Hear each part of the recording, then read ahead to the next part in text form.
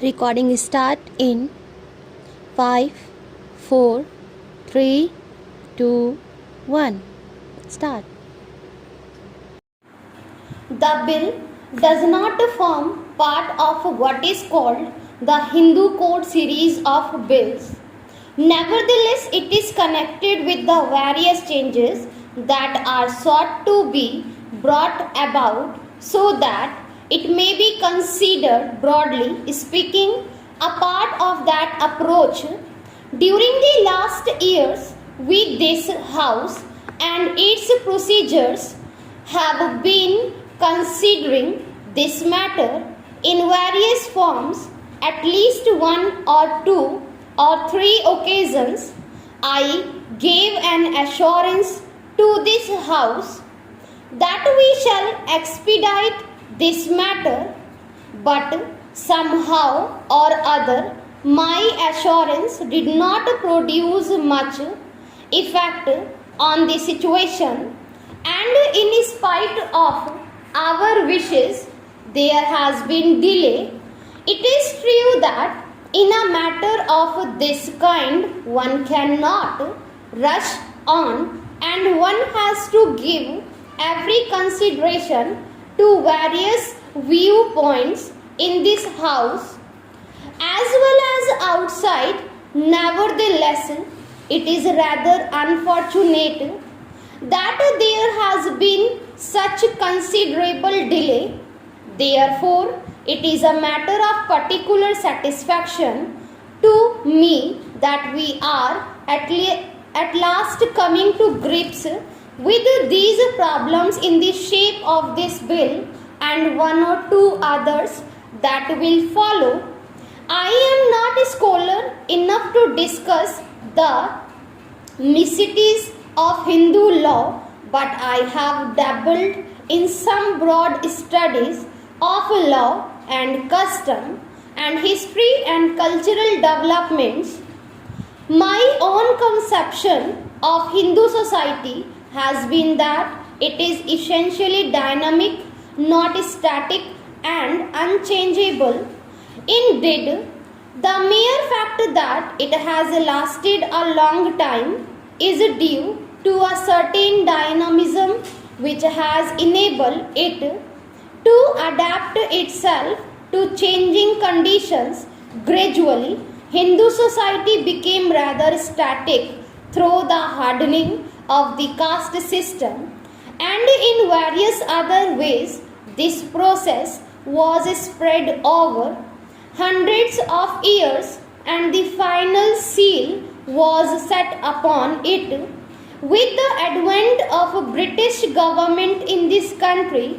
Whenever we talked of Hindu law, we always talked of Hindu law and custom, which meant that custom was gradually changing Hindu law, that is, as conditions changed, customs developed which affected the law in practice.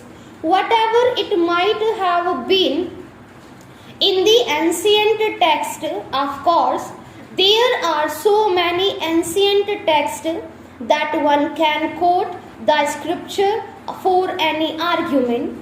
Anyhow, the coming of the British, as I said, made the whole conception statics because they codified our law and did so with the help the most conservative sections of the community here.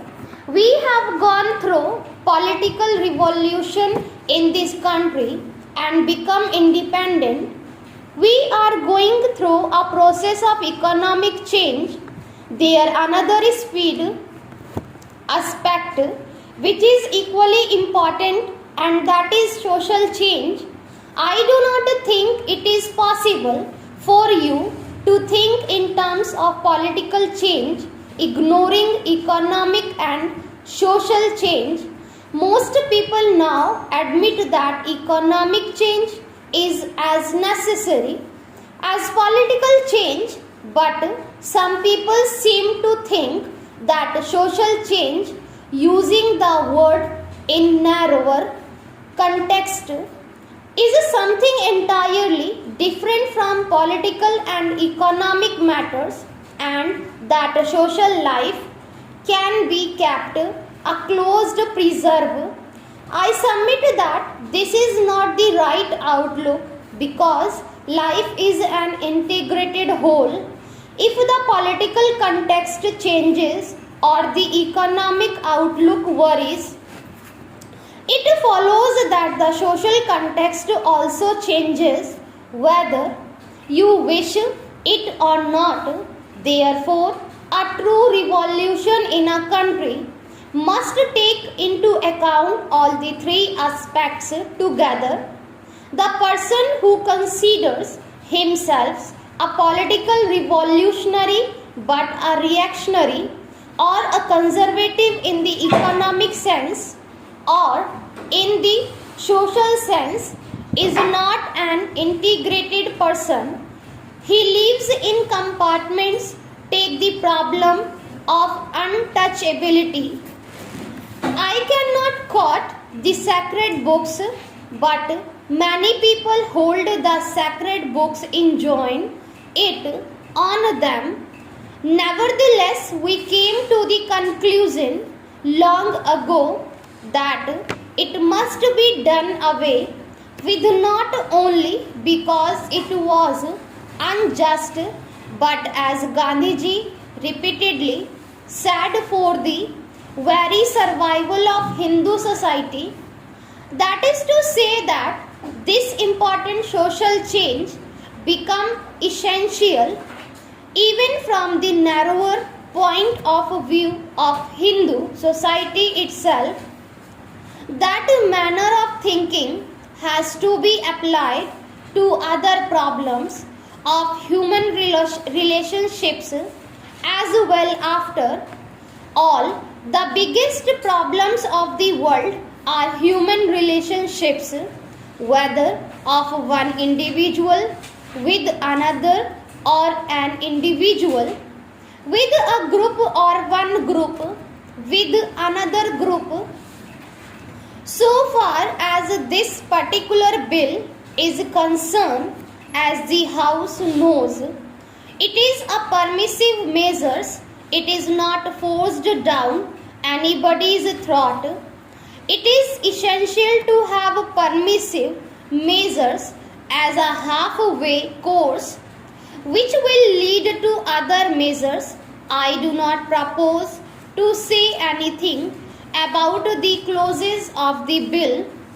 I think that as the bill has emerged from the Council of States, it would be desirable to make alterations or amendments only here and there, not in regard to any big principles. This is not, we all know, any kind of a party measures. It is a measure affecting all of us. The bill concerns not merely Hindus, for it is a permissive measure which anybody can take advantage of.